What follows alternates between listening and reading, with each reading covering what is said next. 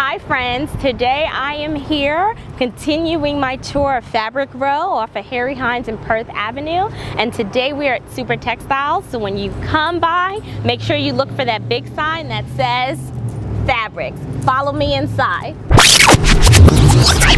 Hey Steve. Hey there, Monica.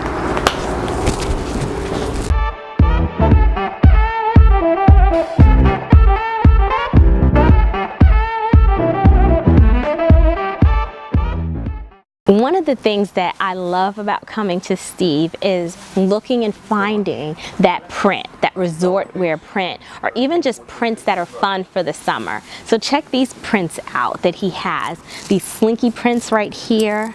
Look at this fun paisley print. Oh, this is a dream. Can't you see a nice dress in this?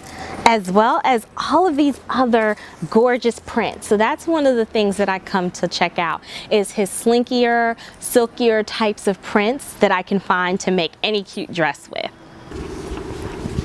Now, I bought this fabric and I'm thinking a kimono. It is so nice. It's a good stretch, a good weight. So this is what I'm saying in terms of the knit fabrics that you want, that you can look for, that that you just want something that's statement piece. Definitely you want to come out here and look at some of the knits. He has a vast variety of them, from stripes.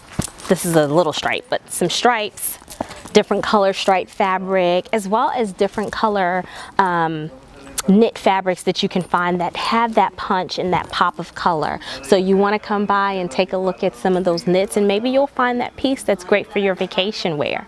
Guys, look at what I found. Look at this glorious print. His knits, $5 a yard. You cannot go wrong. He has some really cute prints, but here's the catch, guys. If you see it, you need to get it. I'm so sad. I came here about a few weeks ago and there was this gorgeous striped linen fabric that I said, I'll come back another day and get it. And guess what? Someone bought 250 yards, a local designer that a lot of us follow. So I'm happy that she did get the yards, but I'm sad that I didn't get it. But if you see fabric, you guys need to get it. And his knits really good quality, and they're really nice prints that are fun and festive as well. Oh my God, he just acquired some new upholstery fabric, and I'm about to die. Look at this. Oh my goodness. I just want this. Like, what? What do you think I can make with this? A jacket? Oh no, I'm excited about that. I'm gonna have to put that to the side. Oh gosh, what is this? Okay, it's heavy. Oh, look, oh God, that's nice too. Look, why is he doing this to me right now? I can't.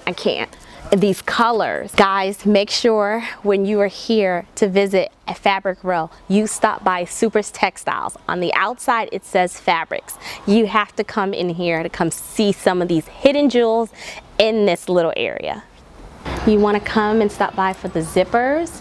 Also, the really pretty trim that they have that's gorgeous, that you can find, as well as a variety of different things. If you like to add the trims and pieces to your makes, that's also a good thing too.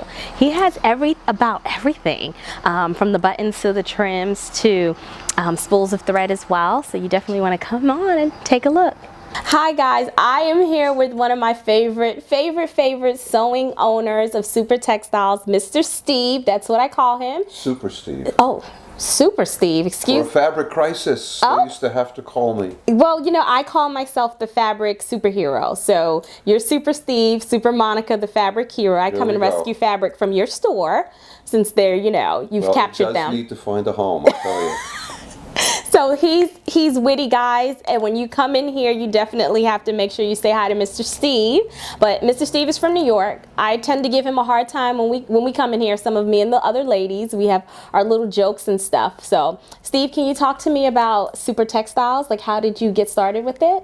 Okay, this is I opened up in 1988. Wow. I saw, unfortunately, that the administration, this government, it was giving away the country. They were sending our cotton to China to make fabric. They're sending our trees to China to make furniture. They're sending out the jobs. We were overproduced, and to continue having an industry here was going to be a challenge. All of the ladies' dress manufacturers had run through a cycle, and unfortunately, they started going out of business. Wow. I decided that I would start picking up the leftovers. And when you deal with mills, when you deal with manufacturers, you have to do mill minimums of 2,000, 1,500, and nobody gets it right. They either have too much or too little. So I was able to become a jobber, which means buying and selling the leftover trade after the season. Oh, wow. Now, in ladies' wear, you can have a fabric that costs $4 or $5 in the season, and a month later, it's worth a fraction of that. So my job was to make a business from turning the leftover fabrics into back into the market. Yeah, which you do well. I will say that, you know, one of the things that I love about your store is when I come in, it's always something different. You mentioned that sometimes when the fabric that you look at to pick, do you get fabric from certain designers? I do. Where do you outsource some of your fabric from? A lot of times, the only people left in business really are the more boutique and higher priced and higher quality fabrics, which means that there's less of them. It's, you know, I do try to hand pick from a smaller basket. Yes. But I've been here 30 years. People know me. Yeah. They call me. I get everything from abandoned sewing factory in San Antonio to a lovely silk and wool and linen type designers that maybe she's got a 500 or 1,000 yards left over after a year. Yeah. There's a lot of little wannabes that are in business for 3 or 4 years, and then they let it go. So there's a constant flow in and out of people that would love to be in this business. Yeah. But it takes more than want to be. Yeah. To make it. So you mentioned that it takes more than want to be to make it. One of the things that I know when we come here, you have great stories, but they're not stories. They're things that are happening in your life. What keeps you in business? The possibilities of the alternative. But well, I know what I'm doing here. I know the fabric, and I know from fiber to fabric. I know cut, sew, and trim. I know color, silhouette, texture, all the components that go into having a profitable and sustainable enterprise. A lot of designers can't wear the many hats that it takes to have a business. That is true. If you can sew and enjoy yourself and express yourself and get something that's different, that fits you and feels good, fabulous. Yes. If you find that you have a niche for an apron or a dog dress or some particular product that requires a fabric and cut, sew, trim, more power to you. Yeah. So depending on what your intentions are, that kind of defines where you're going to go with this business. Okay.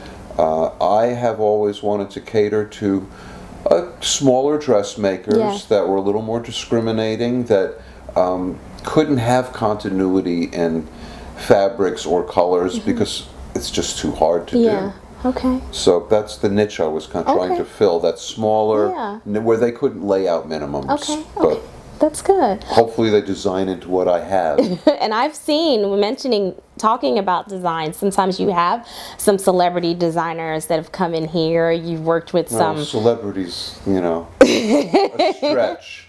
We're in Dallas, Texas. We have celebrities in Texas, in Dallas. Well, okay. That's why I love him, guys.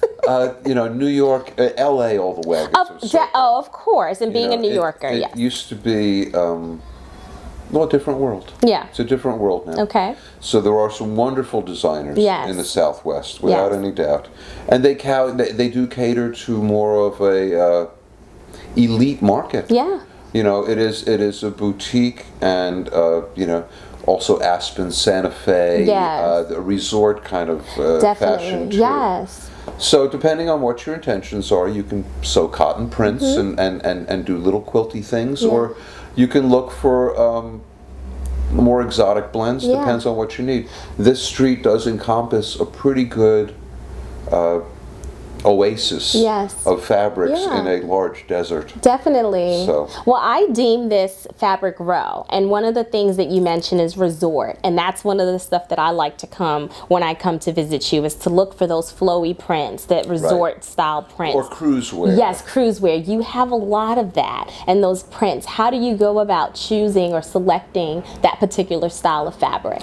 Usually I select the designers. Okay. And then if we have a relationship, which is not unlikely because there's less and less people doing what I do, I try and offer them a fair return on what they have to lose money on.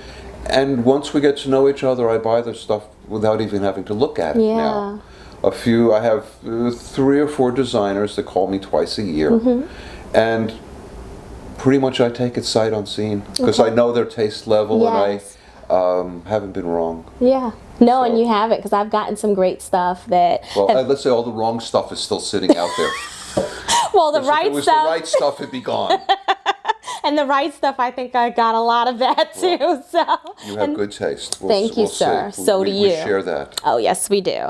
So talk to me about one of the things, guys, that you'll know when you come in here is his vast array of buttons. Can you talk to me about the buttons and how you also became known as the button guy? Oddly enough, I had what I call the button epiphany.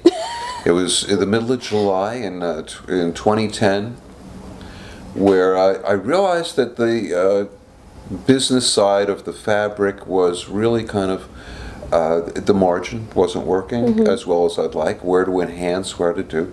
And buttons seemed to be a natural, but understanding that you can't have a bulletin board of buttons. You have to get some buttons. So I immediately went out and bought a lot of buttons. I decided that no one else had filled that niche. I had an opportunity here, and also the manufacturing was devolving. So it was a necessary situation to get in buttons and trims and actually to spread myself into becoming more of a retail space than a wholesale distributor, which I had been. There used to be markets in Las Vegas. There used to be hundreds and hundreds of customers. Now the customers are more retail based and, like you say, small business and designer based. So I moved the business accordingly. Okay, all right. Well, is there anything that you would like to tell our viewers about your store that I have not touched on? You know, you have to come visit. It's hard to get it in a video. It's hard to get. You can't. It's like buying fabric online. You just can't do it unless you touch it. So and the visit and the experience is a lot of fun. It is. Hole in the wall, but you can spend not a whole lot and get a whole lot. And so if you've taken the tour, you've seen. There's little gems everywhere. So it is fun to come explore. Whether it's my shop or next door or down the street. Bring a lunch, make it a day. Oh yeah, we definitely do. And if you bring a lunch, make sure you bring some for Mr. Steve as well as Miss Penny, his dog, and I'll definitely show you Miss Penny. We can get a shot of her on the wall there. Oh, but you guys will get a chance to see Miss Penny. Make sure you pet her on your way in and on your way out, and that's how you get some really good luck with your finds. Thank you so much, Mr. Steve. It was a pleasure. All right, I'll be seeing you, spending more money. We always hope. So he has buttons, guys, like I told you, and what you probably have just seen, vintage buttons, all types of buttons that you can get. Look at these for 4th of July. He has an array of buttons that you can actually look at and pick from, and I love them. So if you're into buttons or you just like collecting them like me, make sure you stop in here to get some buttons. And in addition to that, he has buckles of all types and different types of trim that you can use to finish up your garment. So make sure to stop in the button section to take a look at those particular things too. So guys, when you're here, you want to make sure that you take a moment to Say hi to Miss Penny. Say hi, Miss Penny.